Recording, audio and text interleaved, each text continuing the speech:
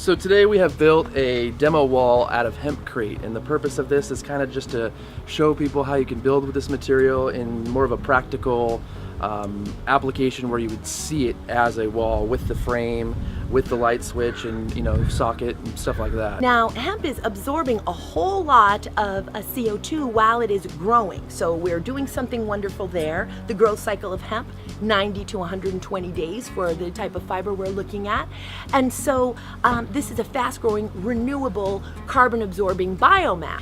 So a basic hempcrete recipe is 4-1-1. 4 parts industrial hemp hurd to 1 part lime-based binder to 1 part water. So we take that appropriately processed and dried hemp hurd, we add the water to it so that the hurd can soak up that water, because once we add the lime binder into the water, we're gonna start to get our chemicals set. So hurd, then water, then lime, mixed together. About 7 or 8 minutes once you've got the good mix. Test it to make sure you don't have too much or too little water, which again will change with the temperature and humidity of the day, how much water you use.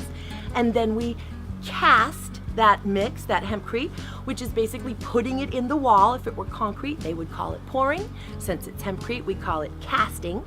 And then we tamp around the edges and the timber framing, and we continue on up until we have gotten to the top of our form. We remove the form, put the form up a little bit higher, and repeat that process. Get 15 great people there from your community. You empower them on how to build their own home, much like the Amish barn raising, and you get your building done in a day depending on how big it is. Mix, cast, and tamp. At the end of your hempcrete home's life, that structure's life, you can actually take that hempcrete home apart, crack that hempcrete up, and put it into your next hempcrete mix.